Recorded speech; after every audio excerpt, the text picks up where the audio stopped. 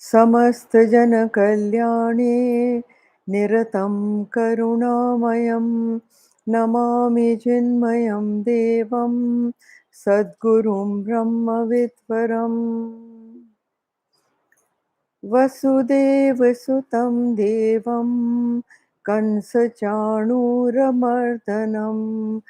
देवकी परमानन्दं कृष्णं वन्दे जगद्गुरुं कृष्णं वन्दे जगद्गुरुम्.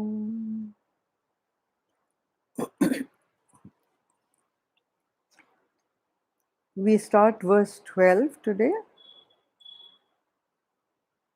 श्रेयो हि ज्ञानम् अभ्यासात् ज्ञानाध्यानं विशिष्यते ध्यानात् कर्मफलत्यागात् त्यागाच्छन्तिर अनन्तरम्. Knowledge is indeed better than practice. Meditation is better than knowledge. Renunciation of the fruits of actions is better than meditation. Peace immediately follows renunciation. Look at this method of teaching. This is going the opposite way. You know what you said, this is better than this is better than this. So from the highest you go to the lowest, or you go from the lowest to the, generally one goes from the lowest to the highest, right? Here, he's coming down like this. He says knowledge is indeed better than practice, okay? And meditation is better than knowledge. Then another further high up, renunciation of the fruits of actions is better than meditation, and peace immediately follows renunciation. Renunciation is sannyas, the ultimate. Now, uh, see, the thing is that this is to wake up the student. The teachers generally use this tactic that Abhi, I have said this and now I'm saying this.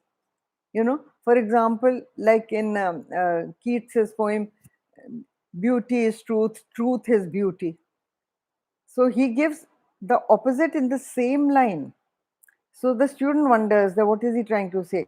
So the student wakes up a little. So this is the only method over here. Now here, look what he says. He says that knowledge is indeed better than practice. Practice means your disciplines, your spiritual disciplines is what he means over here by practice. That knowledge is indeed better than practice. So ritualism comes the lowest rung of the ladder. After that, all your practices, whatever practices aap karte hain, spiritual. After that is, above that is knowledge, gyan. Gyan, so definitely, unless and until you have gyan, you cannot go further at all. So, even to meet a Sadguru who can give you that gyan, who can first of all put your attention on that side, is a major, major thing. Believe me, it is God's grace and Guru's grace is the same thing. The Lord functions through the teacher to give you the gyan. So it is not the body of the teacher that is giving you the gyan, it is actually coming directly from the Lord Himself. So the Lord chooses you for that gyan, and He chooses the body through which He will give you that gyan. So the gyan is coming from the Ishwar, okay? That is why the Guru is worshipped. Guru's person in body form is worshipped. Guru's padukas are worshipped, his feet are worshipped for this reason, that you do not consider him as a human being. You consider that it is through this vehicle of human flesh and bones, like your flesh and bones, similar. But the Lord functioned through that teacher. That is why the Guru Puja or Guru Paduka Puja or Guru Charan Puja has started. Okay, so here he says that knowledge is a step higher, and the teacher gives you that knowledge. After which, what does he say? Meditation is better than knowledge.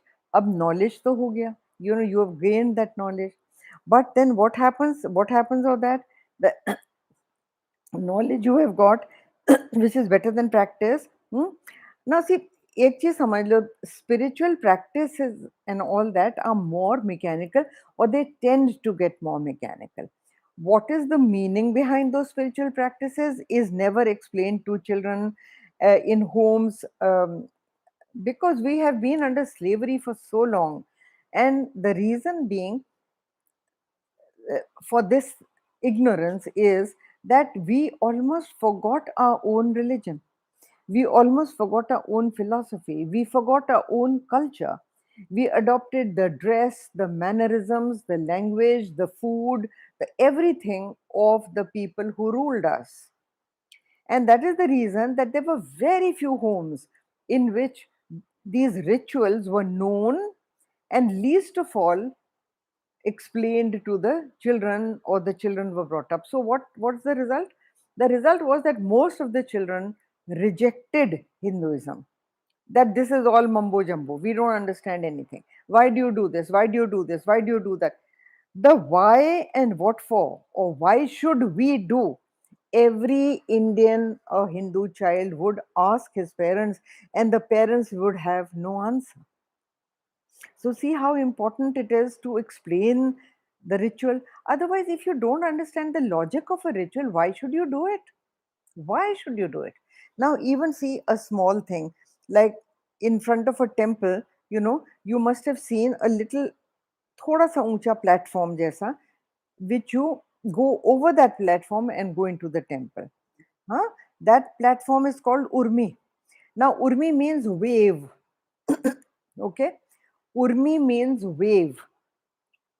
The wave is the waves of the mind, the agitations of the mind, the worries, the troubles, the agitations, the sorrows that a human mind entertains. Now, that Urmi represents those. So, when you enter a temple, you step over the Urmi. That means you have left all those agitations behind, and you have come to make your mind restful, peaceful, equipoised. Okay? Now, nobody understands that. They just think that, oh, this is just a platform made in. Temples are made very, very scientifically, right? Now, even another thing, before you enter a temple, there's normally a tortoise, the the little emblem of a tortoise over there. Tortoise means that, when a tortoise when a tortoise senses danger, he takes in all his limbs. Second chapter, remember, we had done that thing about tortoise, that even by a slight indication of danger, he pulls in all his limbs, including his head, under that shell. And nobody can, after that, attack him, because the shell is very, very hard. Previously, shields were made of tortoise shell, which is that hard. So, that is an emblem of the human mind, a human personality, that when you enter the temple, enter with all your five senses controlled, your actions, limbs of action, and limbs of your sense organs controlled, and in your control, where no outside thing should hit it when you are in the temple. Not that you're standing in the temple and you are thinking of the stock market and, oh, my shares are going down. That is not the way to go to a temple. So, see, these little things have to be explained to children, how deep and what is their significance. There's so much of depth in them. So, this is what he's saying, that mere ritual knowledge is better than mere ritualism. So, you need to explain that this is a must, believe me, in every home. Parents should first themselves know, so they must read up, or they must have a teacher who will explain it to them, and then they should learn it in the homes. There are so many religions that in their homes the parents insist and teach the children right since they are children. So all the good things of religion you must put into them. So, okay, so that is what he says. Better indeed is knowledge than practice. Huh? So, knowledge is a precondition to rising up. The next one is meditation is more excellent. Now, see, this is not the correct English, I know, but it is more excellent than knowledge. You just say excellent, it is it excels knowledge. That is what it is.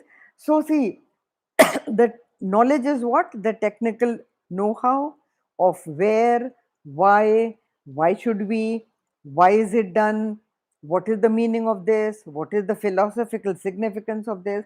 That is, but when once your mind has done that, then your mind only then can go towards meditation. Otherwise, a normal mind that is just doing rituals and all that cannot meditate. It is too agitated to meditate. The ritual over, duty done for the day. You see so many people passing temples on their way to office and doing this, and passing. Duty done for the day. Now the Lord should take care, है ना? पर ऐसा नहीं होता. What is your mindset? What is your level of perfection? Have you risen anywhere? And if you are going to do that, then you see, meditation can never be accomplished. It can never even be tried if you do not have knowledge, and knowledge is what leads to meditation. Now, knowledge has what? Knowledge has all the Upanishadic lore, and Upanishads explain to you very, very deep philosophy of the Vedas. They come towards the end of the Vedas, and the you can learn Upanishads only by sitting near a teacher. They are so subtle. They are very subtle. If you just pick up the book and read, you will be the most confused. Believe me, university educated people come out with a halo around their head that I'm the most intelligent, I'm very learned, I'm this, I'm that, and that's it. But Upanishad is a different ball game. There are hidden meanings in sentences which need to be revealed. Many a times you feel that this is a confusing statement, or this is a statement saying opposite things. Now that needs to be revealed by a teacher. So here the importance of the teacher. So another thing is that inward assimilation can come only through meditation, and meditation is the only one that will make your mind rise up. Meditation is the only thing that will elevate your mind to try and be in yoga, in union with the Lord. So this Gurudev used to say that these steps are very important. First, rituals, then knowledge. And ritual means spiritual discipline, any spiritual discipline, not empty ritual. So ritual, any spiritual discipline, knowledge, and through knowledge, meditation, very, very important. Now, because it tells you the technique of meditation. Knowledge will guide you how to meditate and what to avoid, what to do, so that you progress. There are no diktats. Please remember, Hinduism does not have any diktat. It only guides, and then thereafter it is your choice which path you would like to follow. Now, then see, greater than meditation is the abandonment of fruits of action. Dekho, meditation is to lift the intellect and the mind, right? But apart from that, dekho, the the thing that will take you to higher flights in meditation is abandonment of the fruit of action. Dekho, don't think it is easy. This is a very difficult thing, because every person acts because of some motive. Got it? Motive may be there, because without motive you will not act. So your motive is peace of mind, perfection, huh? Perfecting yourself, elevating yourself, whatever the motive, divinizing yourself, right? But what the result will be, don't get attached to the result of action. That is what he's saying. That is higher than meditation. It is much more difficult to do than meditation, believe me, it is. Because people act and then they get attached to the fruit of that action and they insist on that fruit of action. They even go to the temple and pray for the result of that action, isn't it? We all go there with a begging bowl. Lord, I have done this. Please see that it is successful. Huh? So here he says the abandonment of the fruit of action is very, very difficult, and meditation is not possible for an individual unless he does that. Because when he sits for meditation, his mind will always go so much to the fruit of action because he is attached to that. The mind in meditation goes to where it is attached, believe me. So, until and unless you learn to drop the anxiety and the worry for the fruit of any action, you cannot meditate. It's not possible for you to meditate. The mind will again and again go there, and when the mind keeps running there, it depletes your energy. It totally drains you out of energy. So, where do you have the energy to meditate? You will have no energy to meditate. Meditation or any mental work, it is a known fact, everybody knows it, you know it, that mental work exhausts you much more than physical labor. Hmm. It requires much more energy for intellectual work. So here it is this, that unless and until your mind is equipoised, your mind is calm, peaceful in meditation, not agitated by the worry and anxiety of the fruit of action, it will not gather energy to lift itself higher. Okay. Now then, so this is the most, and then he says almost like renunciation is the last one. He says renunciation means that mentally renounce. A friend of mine says a very nice phrase. She advises housewives, बाहर से पकड़ो, अंदर से छोड़ो. That means don't leave everything in the world. Nobody is asking you to become a sannyasi. Geeta is for a practical man of the world. That is Arjun, isn't it? It was given out for a person who is much more ambitious than you and me. But it is giving out a method, a very beautiful, practical method of how to get about getting what you want. And yet, you should become kind of a superman that the world is not able to harass you. The world is not able to kick you. And this is the method, that mentally drop it, physically grab it. बाहर से पकड़ो, अंदर से छोड़ो. But that अंदर से छोड़ो is very important. Believe me, whenever you are trying to get something, have this in your mind that whether I get it or I don't get it, it's the same thing to me. Doesn't matter to me. That is renouncing it mentally. And believe me, the moment you renounce mentally, peace descends on you. That is what he's saying. That peace will descend on the bosom, a quietude will come into the mind the moment you renounce. हाँ, वो एक सूफी भजन है ना, भला हुआ मेरी मटकी फूटी, मैं तो पनिया भरन से छूटी रे. How beautiful is that? See, that even if you lose what you are trying to gain, probably the Lord wants it that way so that you gain peace, and through peace you gain happiness, and you stop running after futile things in which there is no inherent happiness. The thing that you are running after, उसी के पीछे भाग रहे हैं ना आप, उसमें वो है ही नहीं. So the Lord says that let me destroy the method that he is trying. Let me turn his mind and attention to something different, where he will get happiness, where he will get peace. So they say that when the Lord closes one door, he generally opens another door for you. So he is changing your direction, that go here. This is where you will find peace, and this is where you will find happiness. Huh? So, like that. Then, acha, then after doing this, these are steps he gives.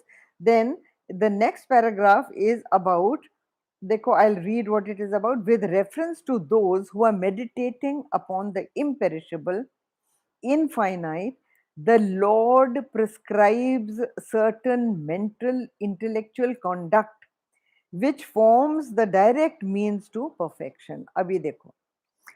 Now, in the next two verses, or probably till the end of the chapter, I will say the next 7 verses. Okay. Now, then, are only about this, what I have just said to you, that the Lord prescribes to you certain mental and intellectual content. Please notice the word prescribes, they are not dictates.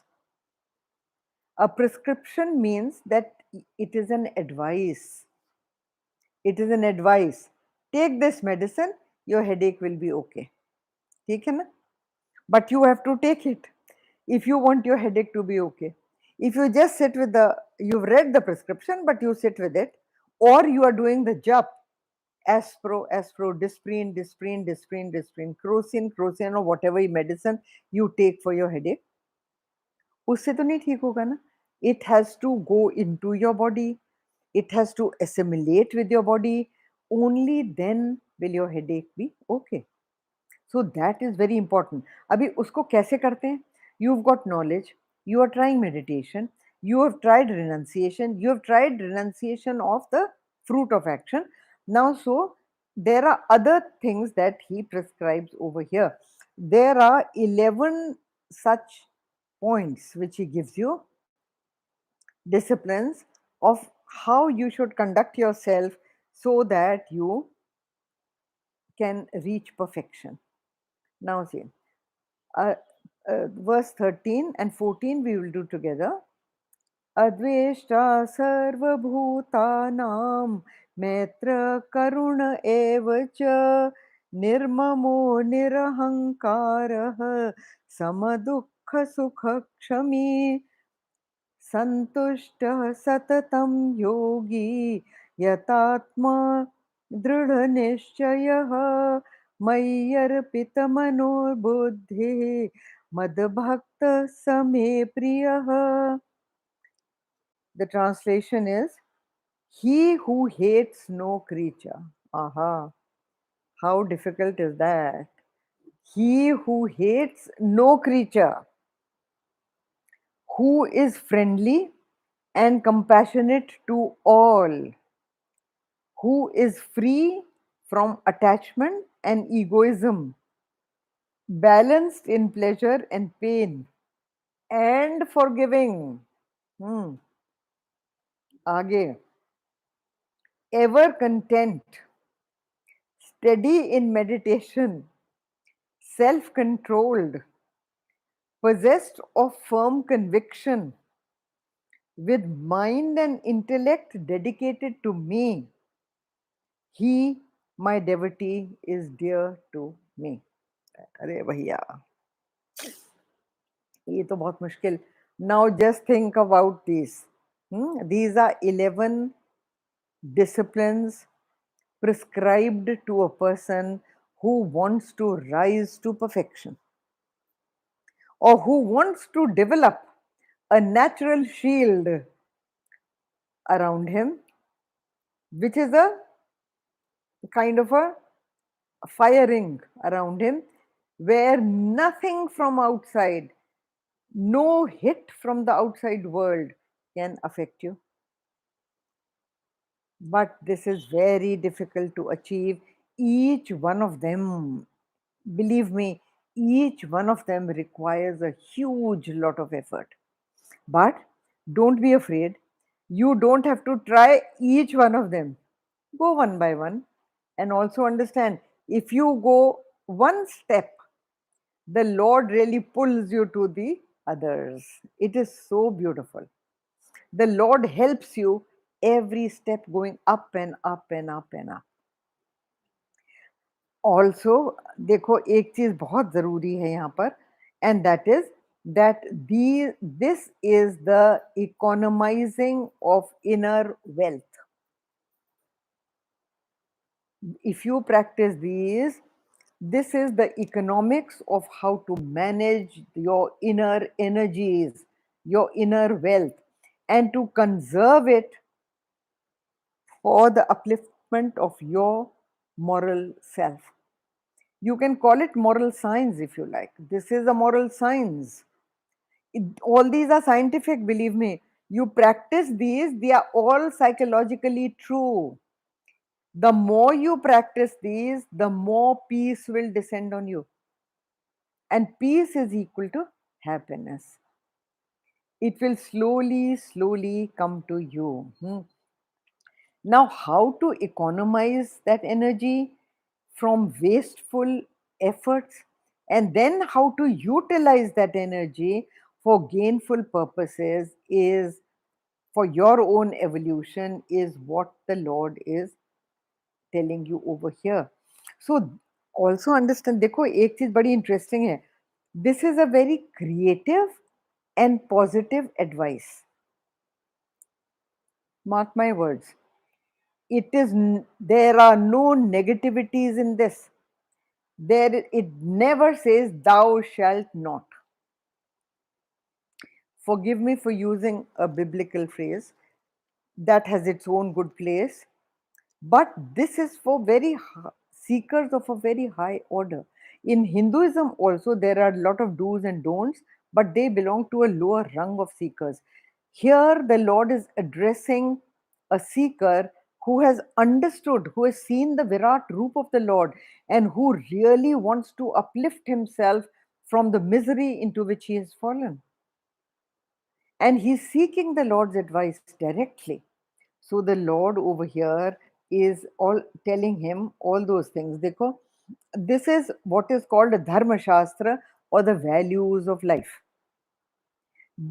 All these are values of life.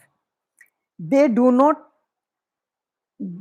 hammer you into it. Thou shalt not do this, thou shalt not do this, thou shalt not do this. None of those. And those are very simplistic and very good terms. Thou shalt not steal, all those, they are definitely very ethical values. But over here, look at these values. He who hates no creature. Bataiye. No creature. He does not say Sarva Bhutanam. Sarva Bhutanam includes all beings.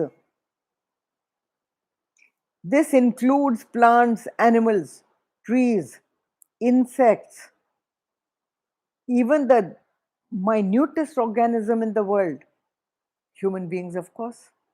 So all human beings, you should not hate. और hate में देखो क्या आता है. Why? First of all, let me say, why are these not thou shall not? Because देखो उसकी psychological चीज है. The moment you tell a child don't do this, be sure he will do it. You be sure he will do it, or he will try to do it. Any naughty child, any intelligent child, if he is told ये नहीं करना, वो believe me, he will go and try that first things first. Why am I told not to do it? So unless the why is explained, that my child, there is a danger in this. You will hurt yourself in this. In this, you can hurt yourself emotionally. You can hurt yourself physically. You can hurt yourself mentally. Unless you explain the don'ts to him, he will go and do it for sure. And so, dekho, even if you hate one person in the world, even one person in the world, your energies will go directly to that person. How much time and effort you will spend in thinking about that person, how much time and effort you spend in talking about that person or complaining about that person to somebody. Think about it. Isn't that so? And what are you doing? You are expending precious mental energy. By not hating, you are asked to conserve that energy. So, not even one person you should, huh? It says almost when it says adveshta, ye dekho, adveshta, that means develop the capacity not to hate, become incapable of hating. Put it that way. Become incapable of hating, adveshta. Sarvabhutanam maitrah. That means become friendly to all. All your actions should be like a friend. And what do you do when somebody is your friend? How happy you feel doing things for that person, isn't it? You want to do things for that person because you love him, isn't it? So, friendly. Maitri to whom? Sarva Bhutanam. This Sarva Bhutanam, Adveshta and Maitra qualifies, it qualifies both. Because in Sanskrit क्या होता है? जो बीच में word है, it qualifies this side as well as that side. So it qualifies Adveshta as well as Maitra. ठीक है? So Karuna evacha. So all Karuna is compassion. You should have compassion for all beings. Even if someone has done wrong, even if someone has committed a crime, try to think that there is probably a reason why he has done it. And what could be the reason for his having done it? Is the society to blame somewhere? Is his family to blame somewhere of why he has become like this? देखो, mother के पेट में से कोई नहीं ऐसा पैदा होता who hates everybody. No one. So how do all these things come? Huh? If somebody doesn't have compassion for other creatures, he is not born like that. Huh? Now then see, who is free from attachment? Oh, ये तो बहुत ही मुश्किल. My land, है ना? My house built on my land. आप कब पैदा हुए? 50 years back, 60, 70, 80 years back. Okay. And वो land उसके पहले किसका था? Whose land was that before that? हैं? Big landowners, the zamindars of old times in India used to boast, I have so many hundred villages under me. These so many hundred villages are mine. आपके पहले किसके थे? When were you born, sir? That you started calling that land yours, the land is laughing. कह लो कुछ साल कह लो, उसके बाद हाँ, फिर क्या? मलकियत बदलती है, लैंड नहीं बदलता. मलकियत means ownership. Ownership is what? You keep saying it is mine, it is mine. The land belongs to no one, it belongs to the Lord. Think about it. Think about it. That land has been there since God knows when. And since when are you there, sir? So my land. अच्छा, उसके बाद land तो बहुत बड़ी चीज है. The moment you come out of a satsang and someone has stolen your slippers, my chappal, that my will totally harass your mind. That total mind will be in a state of confusion, in a state of agitation. My chappal, where is my chappal? Ho gaya? This is what attachment does. And attachment to big things, the bigger the attachment, the bigger the sorrow. This is a law. The moment you attach yourself to anything, you will go up and down if that thing goes up and down. गठबंधन जिसको कहते हैं, गठबंधन, है ना? मैंने आपको in some lecture before gave you the example of a man carrying a cow, leading a cow by the rope. So a teacher passing by from there asked the disciples that who is leading whom? The disciple said, definitely, sir. The farmer who is leading the cow, the farmer is leading the cow. So the master went and cut the rope with which the farmer was leading the cow. And the cow ran. When the cow ran, the farmer ran after the cow. So the teacher asked the students, so who is leading whom? The farmer's attachment to the cow makes him run after the cow, isn't it? So the cow is not attached to the farmer is attached to the cow. So anything that you attach yourself with will you will start behaving like that thing. सोच के देखिए, a mother and child. The child has got high fever. The mother behaves as though she has got high fever, isn't it? हाँ, सोच के देखो. Attachment to the child, attachment to the child. And the neighbor is telling her, नहीं नहीं ये तो कुछ भी नहीं है, सुबह तक ठीक हो जाएगा, he's okay, he's all right. But does the mother rest? No. The attachment is so much. The child yells with pain, the mother is rushing about, how can I relieve that pain? This is what attachment does. So attachment and egoism, I. Ego is that I, मैं. When is I born? I is born with memory.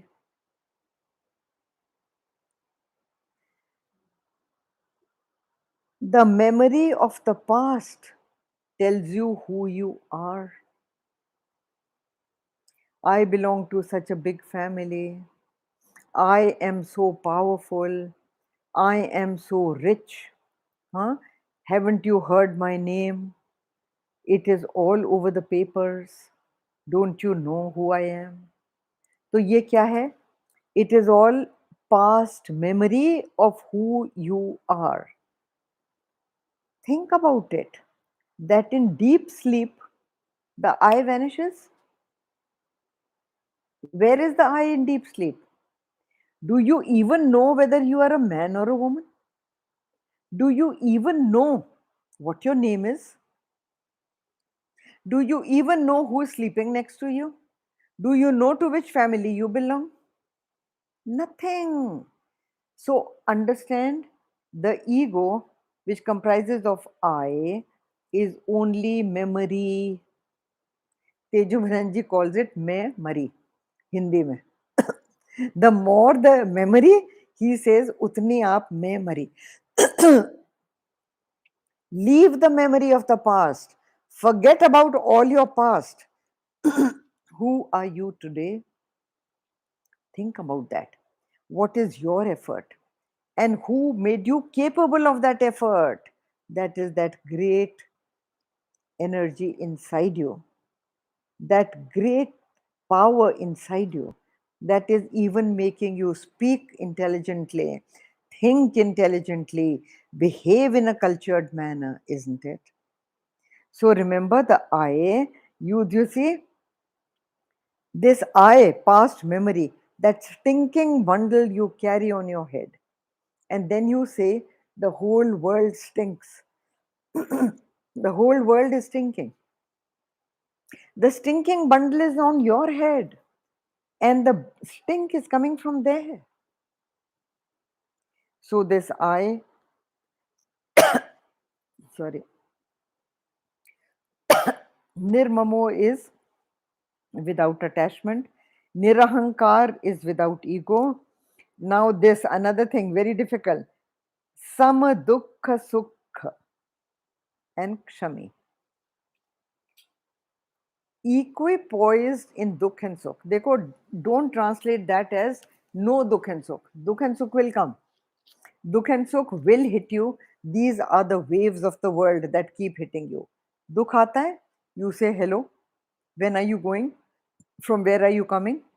Sukh aata hai, to पूछिए hello. When are you leaving? And where will you go to next? To make place for dukh.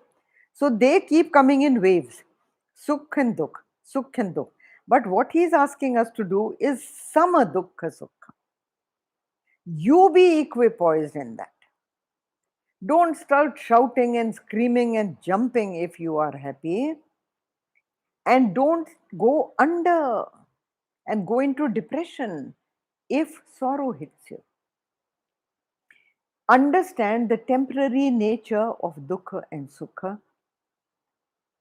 It can never stay forever. अगर दुख रह सकता हमेशा तो it would be called truth, isn't it? So would sukha be called truth. Dukh and sukha both conditions of the mind. And the mind, does it remain stable all the time? नहीं. एक minute में दुखी है, दूसरे minute में सुखी है, फिर एक मिनट में किसी ने कुछ कह दिया तो डिप्रेस हो गए, फिर किसी ने कॉम्प्लीमेंट कर दिया तो खुश हो गए. This is what the mind is, isn't it? So, samadukha, practice that. That when these waves come, understand the temporary nature of the waves. The only truth is that it will change, it cannot last forever.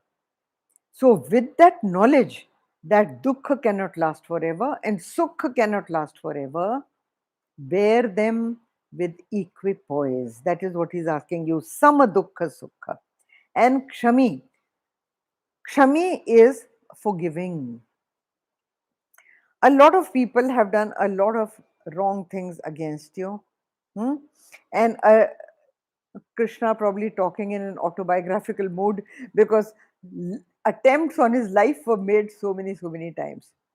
The moment his parents were imprisoned, even with the knowledge that he was going to be born. Right? Dukkha. The moment he was born, all his brothers, before that, all his brothers sisters were killed because he was going to be born, right? And the moment he was born, the same very night he was carried in rain across a river and put into a foster home. After that, continuously his mama, his uncle, kept on sending one thing after the other to destroy him, to kill him. Not only this, throughout his life, Krishna has faced dukkha. But have you seen the smiling boy of Vrindavan? Have you ever seen a Krishna looking sad? Never, never. He is known as the smiling blue boy of Vrindavan. That is what he is asking you to do. Forgive, forgive, forgive. So, ये देखो, राक्षस है तो destroy. And if someone has come to destroy you, you have to destroy. That is what Krishna did also. But if someone is not destroying you, someone has only committed an offense against you, try and forgive. Because in forgiving him, you are actually forgiving yourself. Believe me. In forgiving him, you are forgiving yourself because you are loosening the knot in your heart. Because once that knot is formed in your heart, it is like self-poisoning, because you are constantly sending out negative thoughts. And the more negative thoughts you send out, the more you will invite disease and depression into your body and mind. Aajkal with holistic medicine, what are they teaching you? Everyone is teaching you this thing only, that don't do negative thinking. Please think positively about everybody and about every situation. Otherwise, you will invite disease. Isn't that what is being taught in holistic medicine? It is not they pop a pill and you will be okay. No. By negative thoughts, when you send out wrong and bad thoughts to people, wrong and bad thoughts come back to you. It is an echo effect.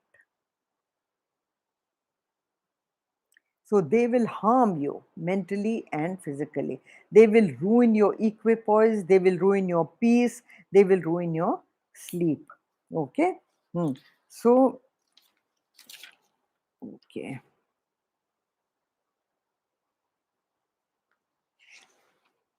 Okay, now this verse. संतुष्ट सततं योगी यतात्मा दृढनिश्चयः मय्यर्पितमनो बुद्धिर्मद्भक्तः स मे प्रियः. He says, after listing some more, he says, such a devotee is dear to me. Now, what devotee? Ever content, santushtah. Santushta does not mean that you do not strive for anything. Santushta means you are happy with whatever you have got, joyful and thankful, accepting whatever you have, with prayer in your mind, thanking the Lord for all that He has given you. That is called santushta. It does not mean not striving for betterment, which is a wrong interpretation. And satatam, ever equipoised in meditation, always equipoised, always keeping the mind calm, self controlled. Before trying to control others, which all of us try to do, we try to control the servants in the house, you try to control the family members, you try to control the friends, you try to control people in your office and their behavior. First and foremost, control yourself. If you have no control over your temper, you have no control over your mental states of mind, you have no control over your irritability, anger, depression, negative thoughts, and all, then what kind of control are you exercising? The most difficult thing is to first conquer your own self. Only he who can conquer himself is the one who can rise in meditation. Rise in meditation. So it is because ever steady yogi practice self-controlled. Yogi is the practitioner of yoga. Yogi is the one who strives for yoga. Yoga means becoming one with the Lord, becoming divine, achieving that highest perfection of divinity. That is the truth, essential truth of this world, the pure consciousness, resting in pure consciousness, all the time conscious of the fact that you are just a bundle of flesh and bones which can do nothing. So, who is doing? All the time conscious. Satatam is the word. Satatam is always, ever. Be ever steady and self controlled, also a yogi, and self controlled, possessed of firm conviction. देखो,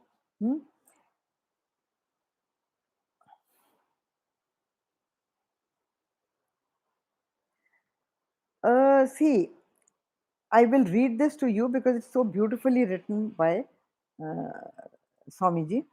It says, generally, hasty students of Hinduism have learned to repeat the accusations leveled against Hinduism. See, Gurudev wrote this at a time when the influence of the British masters' colonial mindset was so heavily put on us that whatever they said, we used to think is the best. Whatever they taught us, even about our own food. I have grown up in a school which taught me your food is bad, your dress is bad, your religion is wrong, your philosophy is wrong, whatever you people, the way you dress is wrong. Can you imagine? This was what was told to us actually. We have grown up with that mindset. It is only through the grace of the Lord that you meet your teacher who is able to show you the glory of Hinduism, is able to show you how high and deep your culture and philosophy is. So here, dekho, he writes that most of the people keep repeating what we are told by others, that your religion is non-dual and it is It may be this, it Vedant teaches you only to care about yourself. So what about caring about the society? What about qualities of looking after others and serving others? What is all this? Tell me. What is compassion? What is loving all creatures, not even all human beings? It's not love thy neighbor. It is loving all creatures. What kind of values are these? Tell me. Compassion, compassion for all creatures, and always satatam, not on one day of the week. Every day, every single day, you are asked to follow these. Can you see how high these are? And we say that no, Hinduism is only a religion for an individual's growth. It is not a religion that serves humanity. What is all this? And this is only two stanzas of the Gita. There is again and again and again in the Gita the same thing. Don't hate anybody, it says, not just the neighbor. Don't hate anyone, it says. Develop an incapacity to hate. Kshama, forgive all. Huh? Look at all this. So, what are these? You must understand that these are ethical and moral obligations put upon a Hindu. If you call yourself a Hindu, you are supposed to practice these. These are laid down and they are so convincingly laid down because they tell you that if you practice this, you are not only helping the world, you are helping yourself. Believe me, you are helping yourself. Hmm? So I stop here, and the rest of it we will do next time, because if I just rush through it, I'm not doing justice to this. So we will take a break here with this, and next time we do the rest of the verse. Om Purnamada Purnamidam Purnat Purnamudachyate Purnasya Purnamadaya Purnameva Vashishyate. Om Shanti Shanti Shanti. Hari Om. Shri Gurubhyo Namaha. Hari Om.